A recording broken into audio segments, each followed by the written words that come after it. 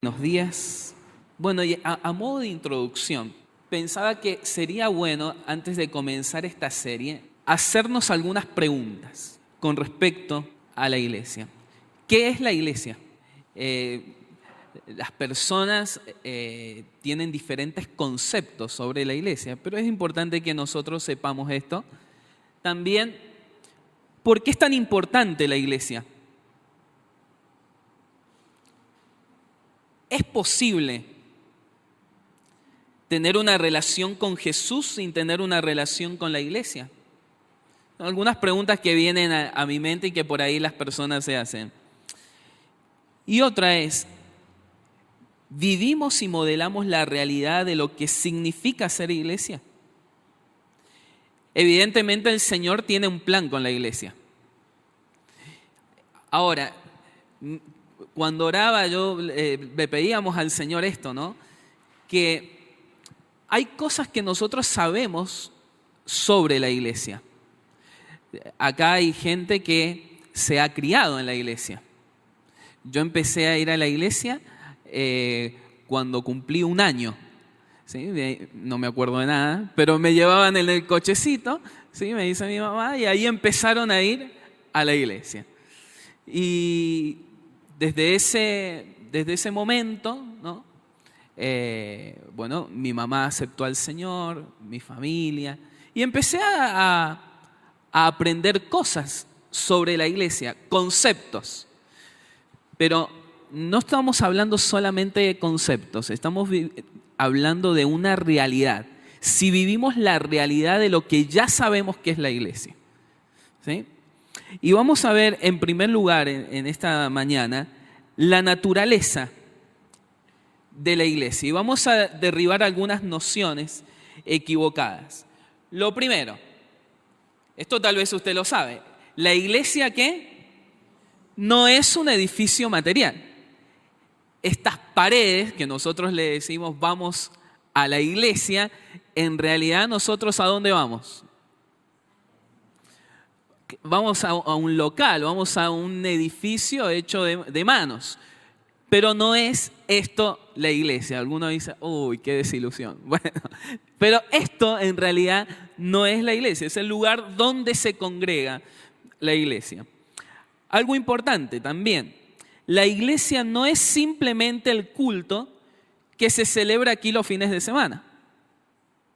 ¿Somos iglesia ahora aquí? Por supuesto.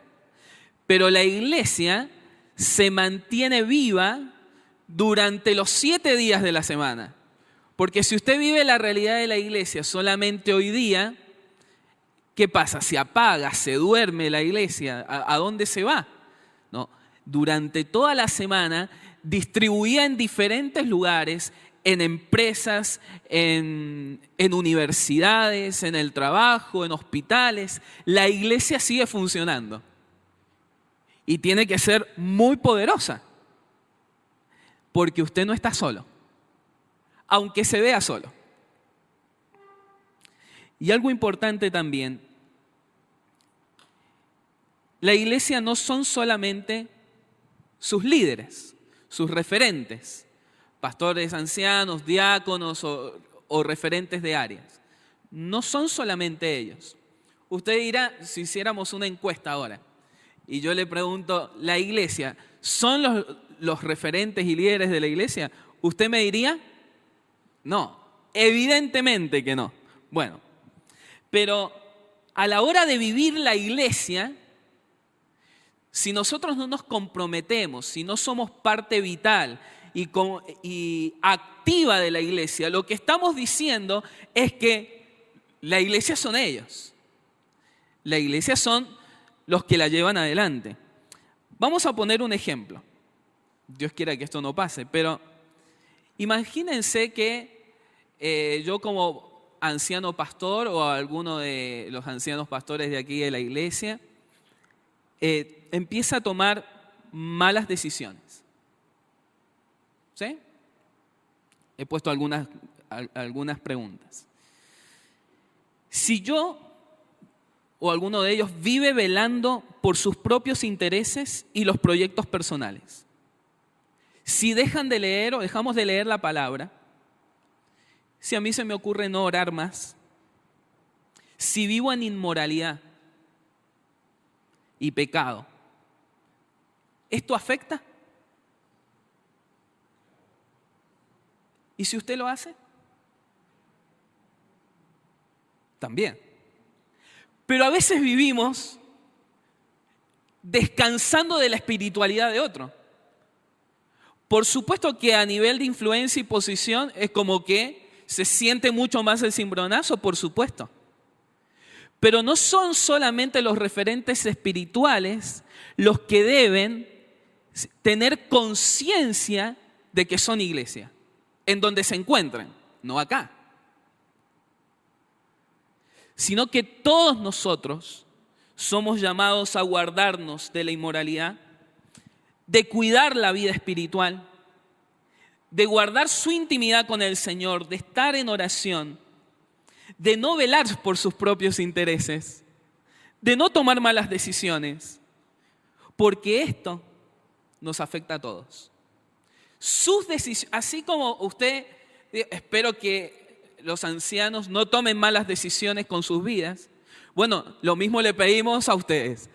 ¿Por qué? Porque esto nos afecta a todos. Más adelante veremos que somos una familia, que somos un cuerpo. Y necesitamos ser conscientes de esto. Hay una definición de iglesia. La iglesia es un conjunto de personas redimidas por Cristo y unidas a Él individualmente. La salvación es individual, pero unidas también entre sí por un vínculo misterioso e indisoluble. Ahora, no se olviden, son personas. Personas que son comunes, con fallas, imperfecciones, en proceso. Pero la iglesia, ¿qué es? Personas. Hay veces que nos olvidamos de esto. Si usted mira a su alrededor y el que está a su lado ha recibido a Jesucristo como su Salvador y Señor, pues entonces Él es parte suya. Somos iglesia. La palabra iglesia viene de la palabra griega eclesía, que significa una asamblea, una convocatoria. Significa los llamados a salir fuera para congregarse. La raíz del significado de la palabra iglesia siempre tiene que ver con personas. Hay otra definición que me gusta. La iglesia es la comunidad de todos los verdaderos creyentes, de todos los tiempos, de todos los lugares. Esta definición entiende a la iglesia constituida por todos los salvados. Es hermoso ser parte de la iglesia. Nosotros estamos viendo acá, no sé ni qué parte de lo que es la iglesia, pero sin duda que muy pequeña. Por lo tanto, estas verdades nos enseñan que en la naturaleza de la iglesia es universal. No es la iglesia universal. La iglesia como carácter tiene esta característica, es universal. Hay algunos versículos que son importantes leer, así que les voy a pedir que tengan su Biblia a mano o que la enciendan, pero que apaguen los datos, así no ve WhatsApp ni nada por el estilo. Primera de Corintios, capítulo 12, versículo 13 al 14, dice: porque por un solo espíritu fuimos todos bautizados en un cuerpo, sean judíos o griegos, no importa la nacionalidad, sean esclavos o libres, no importa su condición. Y a todos se nos dio a beber de un mismo espíritu. Aquí vemos que cualquiera que ha depositado su fe en Jesucristo ha recibido el Espíritu Santo como garantía. Por lo tanto, nosotros hemos sido bautizados, sumergidos en Cristo, bautizados con el Espíritu. ¿Qué más? Dentro de unos ítems más vamos a ver una diferencia entre el bautismo y la llenura del Espíritu Santo. Debo ser bautizado, sumergido espiritualmente. ¿Sí? ¿Me siguen? Ahora, por eso es que luego una persona que ha confesado a Jesucristo se bautiza. No es el bautismo en agua y físico y material el que me hace miembro de la iglesia de Jesucristo, sino que eso es un paso de obediencia que refleja que yo he sido insertado en el cuerpo, que es la iglesia. ¿Se entendió? Pero también la iglesia es local. La iglesia es universal, pero la iglesia es local. En Gálatas, capítulo 1, versículo 1 al 2, es un versículo que tal vez algunos pasan rápido.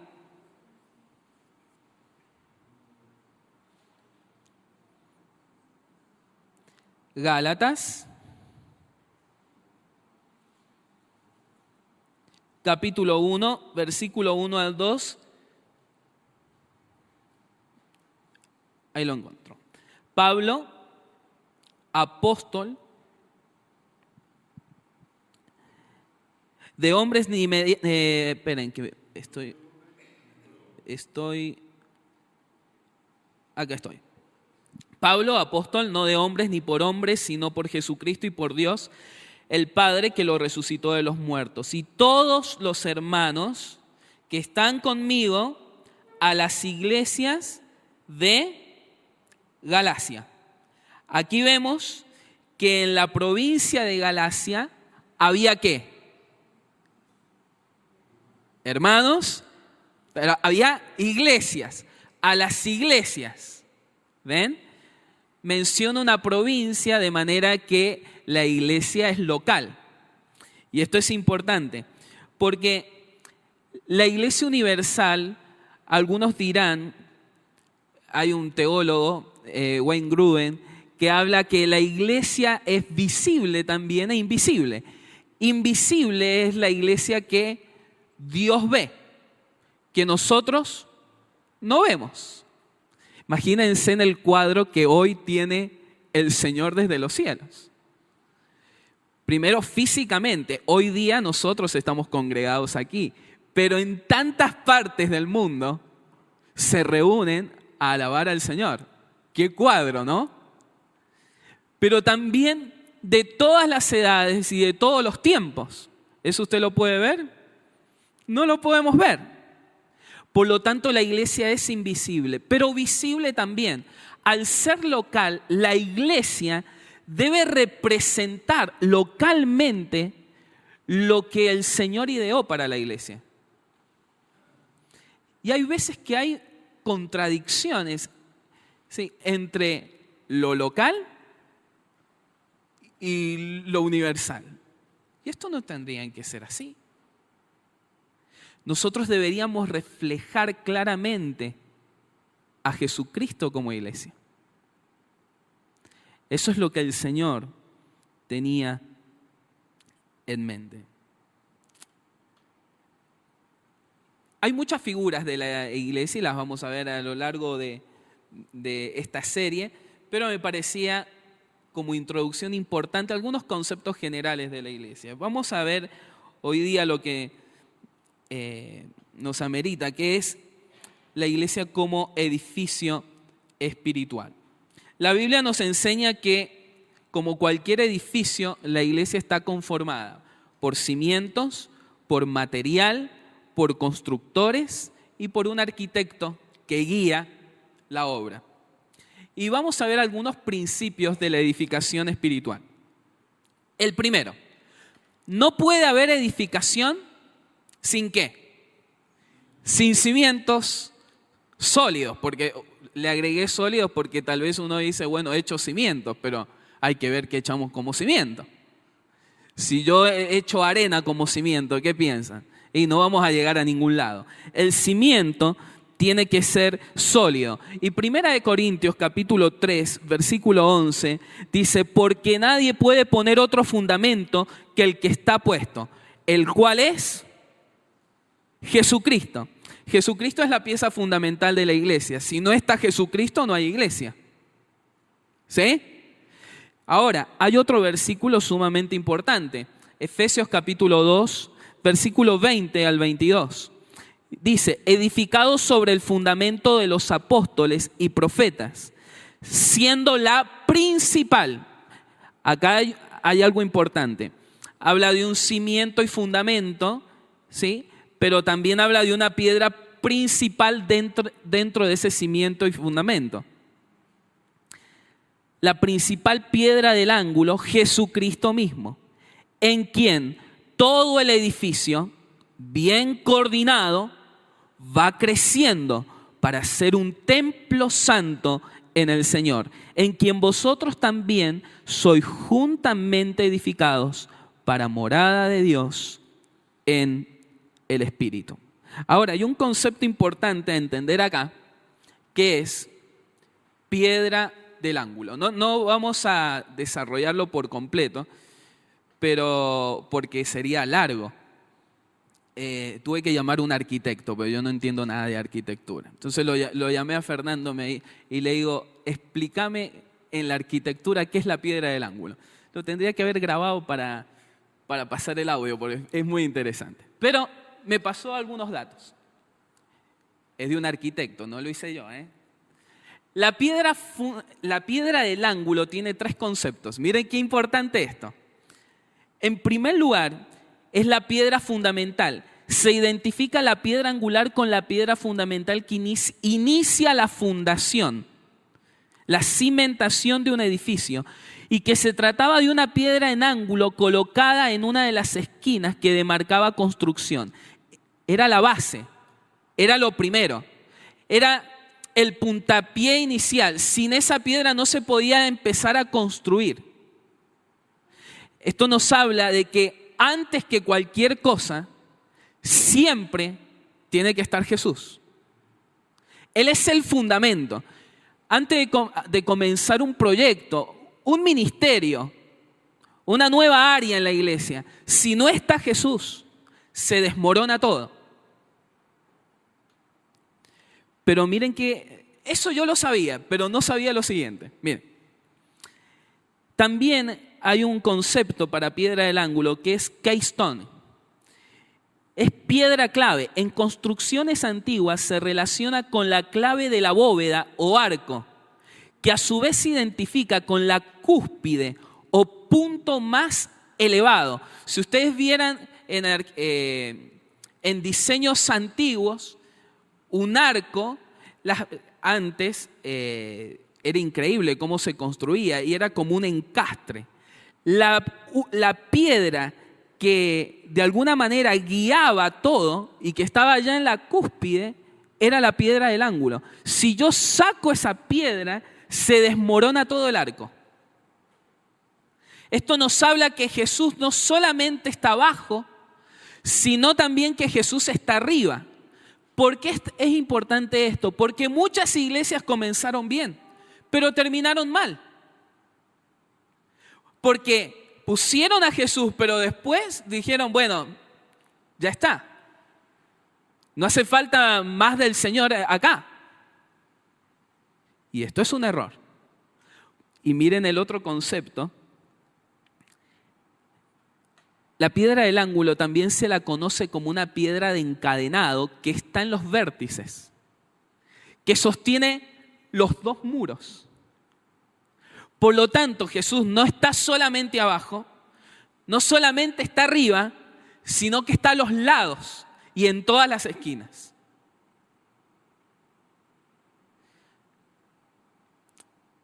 Y esto quiere Jesús para la iglesia. Él quiere ser el alfa y el omega, el que comenzó y el que termina. El que está por debajo de todo, sosteniendo, pero también a lo que aspiramos.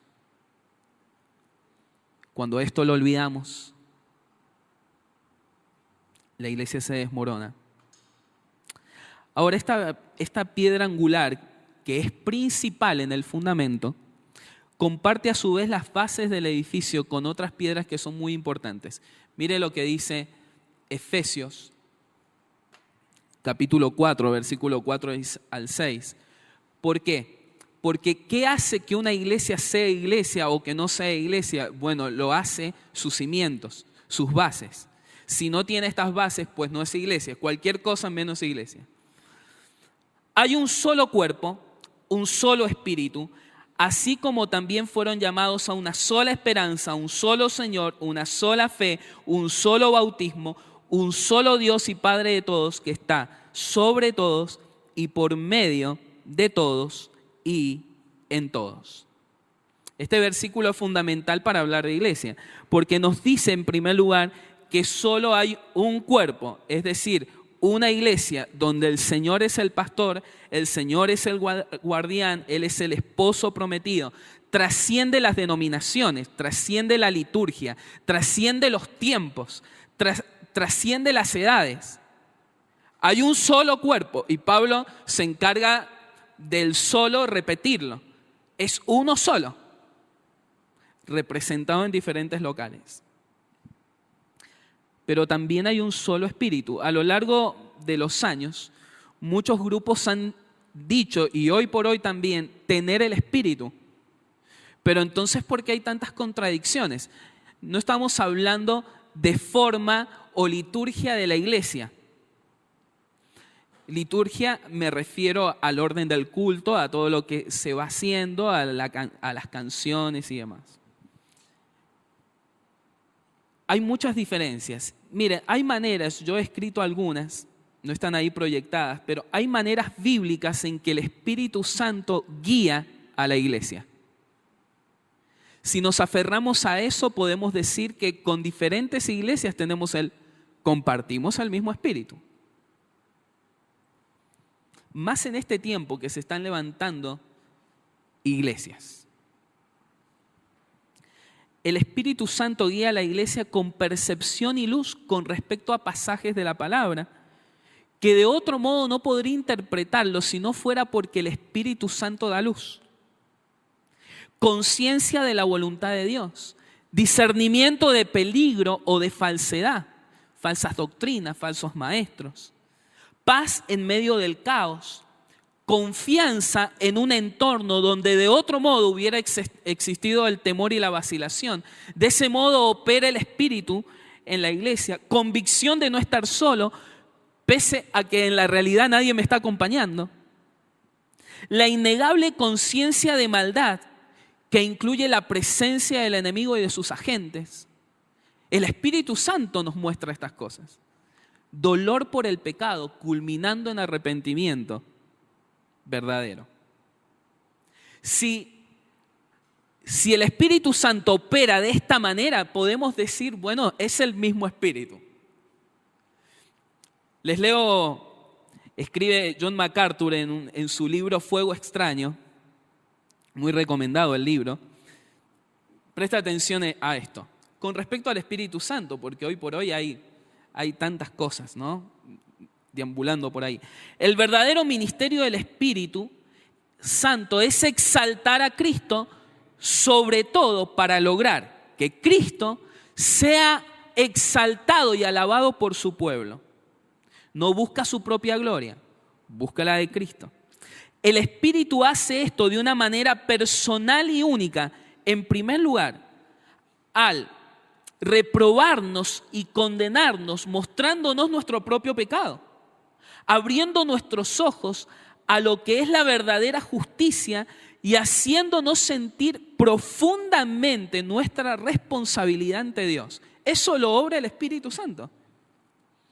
El juez justo de todos, el Espíritu Santo habita en los creyentes, dándonos poder para servir y glorificar a Cristo. Él nos guía, nos da la seguridad de nuestra salvación, intercede por nosotros con gemidos demasiado profundos para ser expresados con palabras, nos sella, nos mantiene seguros en Cristo. La presencia diaria del Espíritu es la fuente y el secreto de nuestra santificación. Esto es lo que el Espíritu está haciendo realmente en la iglesia. No hay nada confuso, no hay nada extraño, no hay nada irracional con respecto a ser lleno del Espíritu Santo. Su obra no es producir un espectáculo, ni fomentar el caos, que la gente ladre, que la gente imite gallinas, o no pare de reírse, o que le dé hipo, o se revuelquen golpeando su cabeza contra el piso. Ahora, no niego que todo esto pueda ser espiritual, pero no es el Espíritu Santo. ¿Qué hay de espiritual ahí? Por supuesto. Hay movimientos extravagantes y pareciera que fueran contorsionistas, como las cosas que hacen con su cuerpo. Y esto no es provocado por el Espíritu. Amén.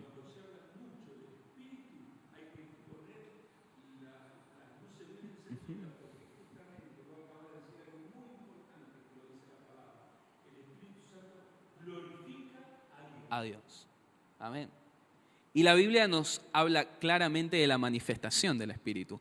Por lo tanto, cualquier otra manifestación que no sea amor, gozo, paz, paciencia, benignidad, bondad, fe, mansedumbre, templanza. Miren, pueden haber muchas cosas, pero si usted quiere ver a alguien lleno del Espíritu, tiene que manifestarse esto. Lo demás es cuento, lo demás es circo. ¿Quiere ver a alguien más lleno del Espíritu que Jesús? El hijo del carpintero. O sea, lo veían y un hombre lleno de amor, manso y humilde, que nunca lo vemos, perdón la palabra, pero con estas payasadas. Una sola esperanza. Y esta esperanza es Jesús. Sin Jesús no tenemos esperanza. Estamos todos muertos. Un solo Señor. Él es quien guía esta obra. Todos somos siervos, ovejas de su prado. Una sola fe. Miren, la fe viene, dice la palabra, por el oír. ¿El oír qué? La palabra de Dios. ¿Usted quiere que tengamos una sola fe? Bueno, leamos la palabra.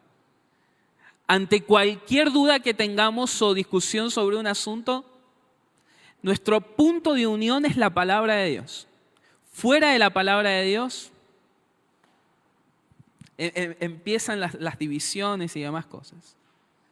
Un bautismo, también lo dice ahí. El bautismo es un paso sumamente importante. No lo voy a desarrollar porque ya lo vamos a ver más adelante, pero este pasaje sí quiero hablar de algo que también puede referirse a falsas interpretaciones sobre el bautismo del Espíritu Santo. No voy a hablar mucho de esto, pero algunas diferencias.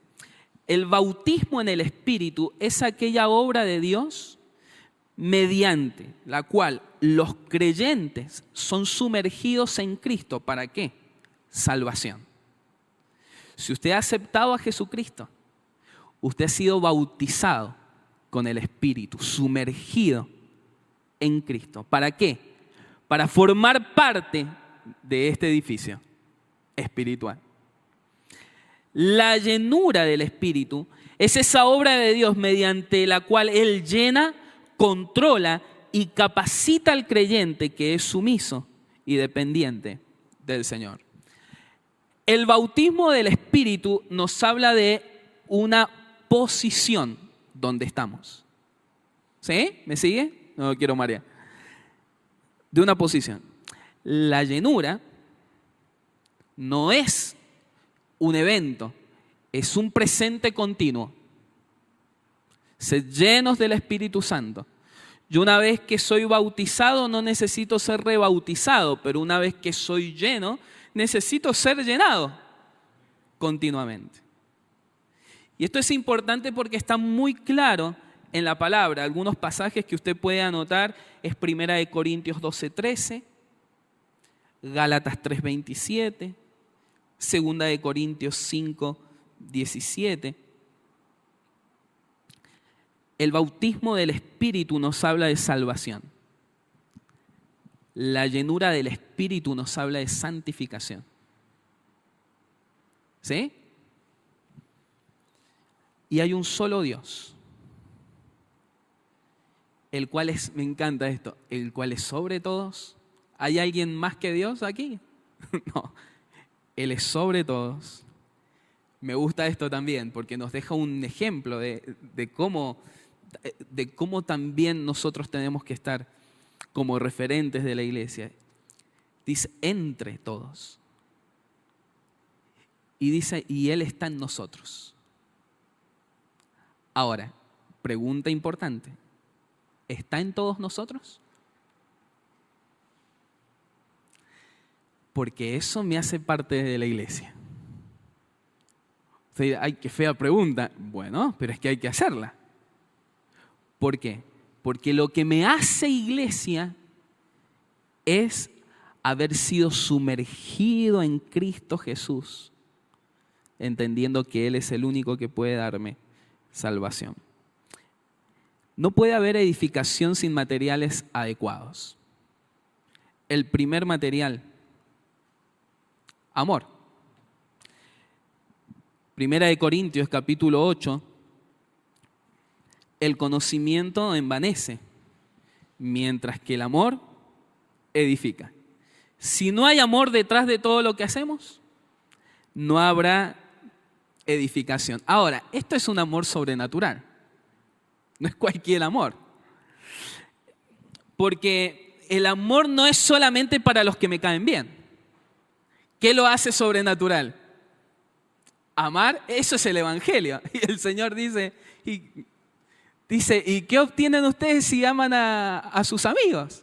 Eso es fácil. Hasta los que no conocen al Señor lo hacen. Ahora, amar a los enemigos. ¡Wow! Eso es confrontador. Eso es sobrenatural. Somos llamados a amar con su amor. No con el nuestro, no bajo nuestra dimensión de amor o nuestra perspectiva.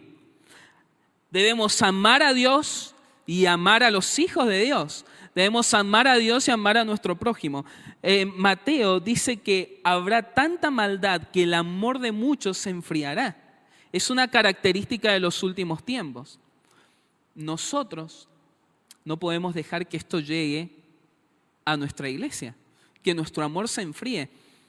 En la versión NTV, y está bien traducido, viendo algunos comentarios en el griego, hay una acepción que hace con respecto a este versículo en Apocalipsis donde dice, yo tengo contra ti que has dejado tu primer amor. Bueno, dice, pero tengo una queja contra ti, es que no me amas a mí, ni se aman entre ustedes como al principio. Porque el amor a Dios no solamente incluye esto de mi comunión con Él, sino en mi comunión con los demás. Desde aquí radica mi comunión con ustedes. El amor es una manifestación, una consecuencia de las acciones que Dios ha provocado en mí. Por eso podemos amar, porque Él nos amó primero. Si no, no podríamos amar. Miren algunos versículos. Porque el amor es una manifestación de que andamos en luz y también de obediencia a la palabra de Dios. Primera de Juan, capítulo 4, versículo 21. Primera de Juan 4:21. Voy a ir apurando un poquito. Y Él nos ha dado este mandamiento. ¿Quién nos dio este mandamiento? El Señor. El que ama a Dios, ame también a su hermano. Es como que acá no hay que buscar en el griego, nada. Esto es como bastante claro, ¿no? El que ama a Dios, ame también a su hermano. El Señor dijo en Juan capítulo 13 también, este mandamiento nuevo les doy, que se amen los unos a los otros, y nos da la medida, así como yo los he amado. No como ustedes se aman, no como te amaron tus padres, no como se aman en su familia, como yo los amé. De esa manera se aman. De este modo, ¿cómo? Si ustedes se aman, todos sabrán que son mis discípulos. Es parte de nuestra identidad. El amor, y esto a muchos no les gusta, pero el amor es una manifestación de ser hijos de Dios. Es fuerte. Mire lo que dice Primera de Juan, capítulo 3, versículo 10. Así distinguimos, así lo podemos reconocer. Ve a alguien, lo reconoce, entre los hijos de Dios y los hijos del diablo. No anda con grises, Juan, ¿no? El que no practica la justicia no es hijo de Dios. Habla de práctica, ¿lo ven? Como así el que practica el pecado. Ni tampoco lo es el que no ama a su hermano. Versículo 16. En esto conocemos lo que es el amor, en que Jesucristo entregó su vida por nosotros. Así también nosotros debemos entregar la vida por nuestros hermanos. Primera de Juan, capítulo 4, versículo 7. Queridos hermanos, amémonos los unos a los otros, porque el amor viene de Dios. Es como un tobogán, ¿no? Esto viene de mí, viene del Señor, baja y se desparrama para los demás. Y todo el que ha nacido de Él lo conoce. El que no ama no conoce a Dios, porque Dios es amor. El amor es nuestro ADN. El amor nos distingue. Y no hablo de un amor meloso.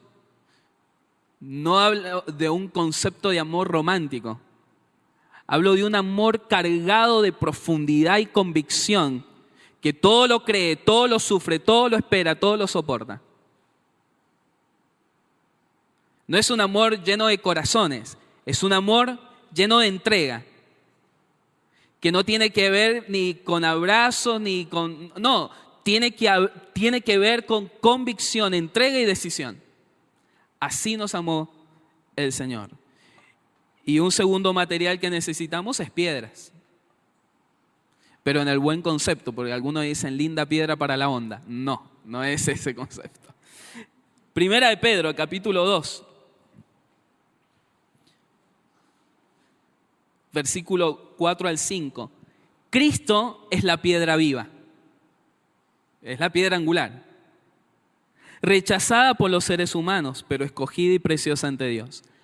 Al acercarse a Él, a nosotros acercarnos al Señor, también ustedes son como piedras vivas, con las cuales se está edificando una casa espiritual. Nosotros somos ese material. ¿Lo ven? Jesucristo es la piedra angular, pero nosotros también somos piedras vivas, no somos piedras muertas. Piedras vivas que estamos también edificando. Tampoco no puede haber edificación espiritual sin constructores. Estaría bueno esto, ¿no? Que uno diga, hágase la casa. Sin constructores, estaría. Se necesitan constructores. El constructor principal, versículo por excelencia, no sé si no lo puse, pero anótelo, Mateo 16, 16 al 18.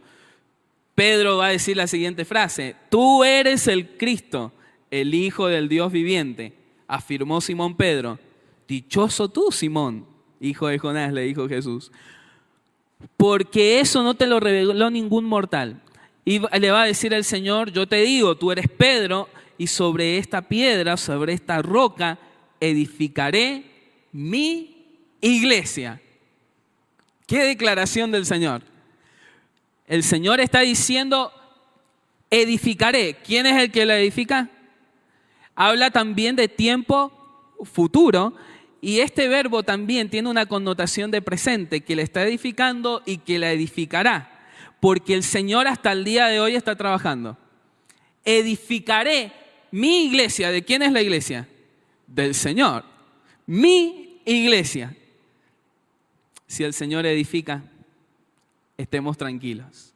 Pero si el Señor no edifica, es en vano todo lo que hagamos. Son en vano todos los ministerios de esta iglesia. En vano, si el Señor no está edificando. Tendríamos que cerrar e irnos. Y también están los constructores secundarios, que somos nosotros. En 1 Corintios dice, nosotros somos colaboradores al servicio de Dios. Esto es un honor.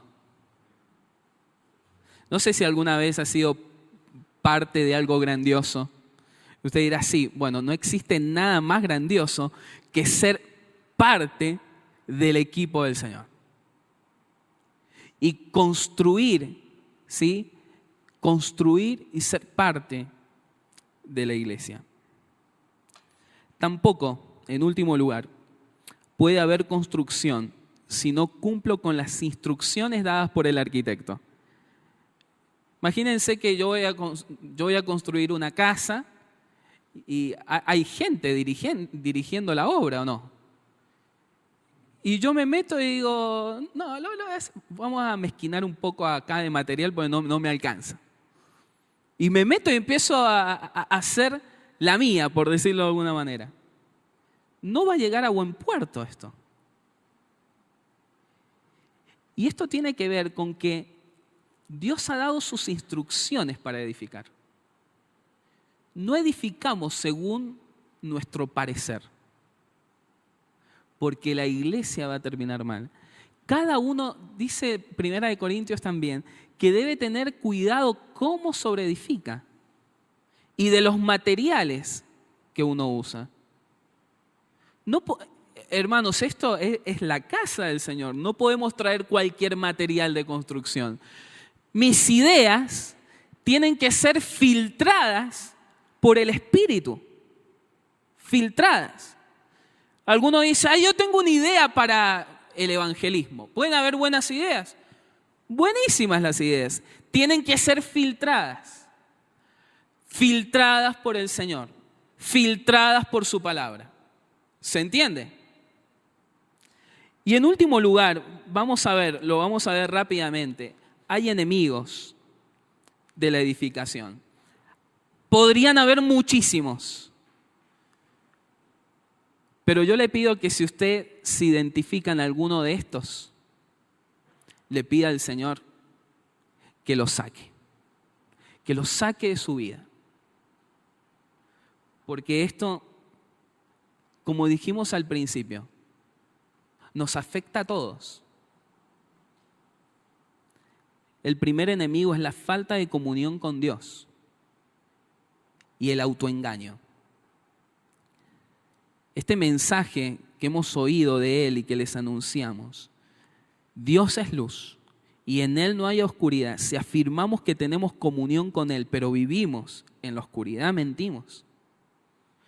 Y no ponemos en práctica la verdad. Si vivimos en la luz, así como Él está en la luz, tenemos comunión unos con otros. ¿Lo ve? Lo que está diciendo primeramente, que para yo tener comunión con ustedes, tengo que tener comunión con Dios. Una buena comunión con Dios garantiza buena comunión entre nosotros. No tiene comunión con Dios, se va a andar a las peleas con los demás. Ahora, importante también lo que dice la palabra. Ahora yo me salgo y dejémonos que nos hable Juan, ¿sí? Porque no se la agarre conmigo. La palabra dice algo poderoso. Si yo afirmo que estoy en luz, pero no tengo comunión con mis hermanos, estoy en tinieblas. Usted me dirá, no. Bueno, es que no tiene que ver con lo que yo diga. Le estoy citando literalmente lo que dice. Yo puedo pensar, por eso es el autoengaño, yo puedo pensar que estoy bien con Dios. Puedo pensar que estoy en mi mejor etapa espiritual. Pero si el Señor está diciendo que usted no tiene comunión con los demás, no está en luz. Aunque usted piense que todos los que están aquí están en tinieblas. No, es que son ellos los que están en tinieblas, yo estoy bien. Cuidado con el engaño. Lea todo Primera de Juan a la siesta y le va a traer más luz. Otro engaño, otro enemigo es el individualismo. Se puede definir como colocar los intereses del individuo por encima de los de la iglesia. Es otro enemigo. La falta de compromiso. Esto nos afecta a todos. La membresía en una iglesia no nos hace cristianos. Déjeme terminar con esta frase. Pero sí es evidencia de que somos cristianos. ¿Sí? Se lo digo de vuelta.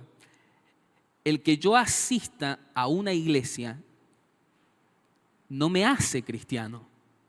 Yo no soy salvo por venir a la iglesia.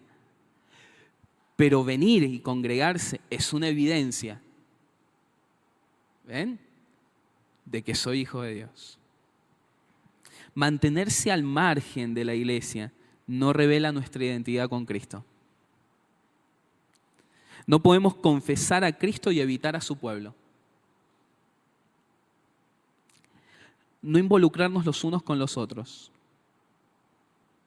Refleja su participación en la iglesia la importancia que tiene la iglesia para Dios.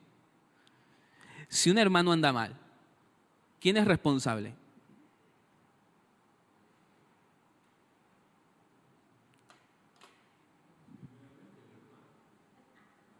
Sí.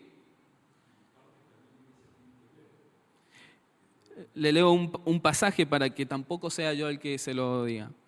Hermanos, les pedimos que sean considerados con los que trabajan arduamente entre ustedes y los guían y amonestan en el Señor. Ténganlos en alta estima y ámenlos por el trabajo que hacen. Acá está hablando de los referentes, los que los guían. ¿Por qué? Es como que Pablo le está diciendo, es un arduo trabajo, sean considerados. Hermanos también. Bien que dice hermanos. ¿A quién les estoy hablando? A todos. Hermanos, también les rogamos que amonesten a los holgazanes. Hay que amonestarlos. Estimulen a los desanimados. Ayuden a los débiles. Sean pacientes con todos. Eso es un llamado a todos. Miren, hay responsabilidades espirituales en la Biblia que son los unos a los otros. Exhórtense los unos a los otros. ¿Quién tiene que exhortar? Nos tenemos que exhortar entre todos. Hay veces que descansamos todas nuestras responsabilidades espirituales en referentes. Y esto no es así. Somos todos miembros los unos de los otros. Tenemos que aconsejarnos desde la palabra de Dios. Perdonarnos, consolarnos. El chisme es un enemigo de la edificación. Les dije, podíamos poner muchos, pero quería ser práctico. Esto destruye el chisme en todas sus maneras. En todas sus maneras. Vía redes sociales, encuentros familiares, encuentros de jóvenes, encuentro matrimonial, como sea. En todas sus maneras, el chisme destruye la reputación de una persona, destruye también la iglesia, porque el hermano es parte de la iglesia. Y tiene sus consecuencias. Sí. El Señor trajo juicio sobre ellos. Distanciamiento. Si yo le digo, ¿usted ama a la iglesia? Ahora ya tenemos como bastante material para preguntarnos. Ay, yo la verdad que cuando llegué aquí el Señor me dijo, ¿y vos la amás? ¿Realmente la amás? ¿Saben que si fuéramos a lo práctico, el Señor dice a través de Juan, no amen solamente, sino de hecho, de corazón. Si vamos a lo práctico, ¿usted conoce el nombre de sus hermanos?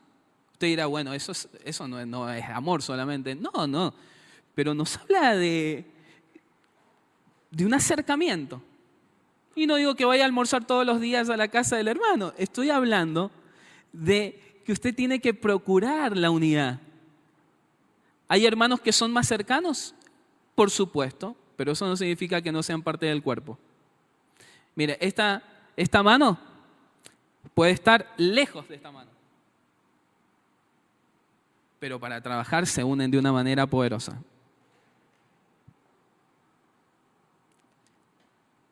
Lleva también consigo la desvinculación, no querer tener vínculo con los demás. Desvincularme de los ministerios, al margen. Establecer falsas prioridades. Nos hacemos adictos a la comodidad, que lo hagan otros. Desvincularme. No habla de una edificación. La crítica, destructiva. ¿Saben qué? Me ha llamado la atención algo. Es ¿por qué cuando las personas critican a la iglesia lo hacen como saliéndose afuera de la iglesia? ¿Ven? Yo voy a criticar a la iglesia. Qué mal estuvo la alabanza hoy día, qué feo el café. La iglesia tiene un problema con el evangelismo. Me salgo fuera. Capaz que soy yo el que tiene un problema con el evangelismo. ¿Sí? No nos salgamos afuera. Oremos por esas cosas que el Señor pone en nuestro corazón y esas cargas. No poner a Dios en primer lugar afecta. Así dice el Señor Todopoderoso. Este pueblo alega que todavía no es el momento apropiado para ir a reconstruir la casa del Señor. También vino esta palabra del Señor por el medio del profeta. ¿Acaso es el momento apropiado para que ustedes residan en sus casas lujosas mientras que esta casa está en ruinas? Así dice el Señor Todopoderoso. Reflexionen sobre su proceder. Ustedes esperan mucho, pero cosechan poco. Lo que almacenan en su casa yo lo disipo en un soplo. ¿Por qué? Porque mi casa está en ruinas, mientras ustedes solo se ocupan de la suya. Afirma el Señor Todopoderoso. Tremenda palabra del profeta Ageo. Ustedes se están ocupando solamente de ustedes. Y la mies es mucha y los obreros son pocos. Hay mucha tarea para hacer. Hay que ordenar las prioridades. Avanzo rápido aquí. La amargura, la falta de perdón, no perdonarnos como Cristo nos perdonó. La incapacidad para resolver conflictos.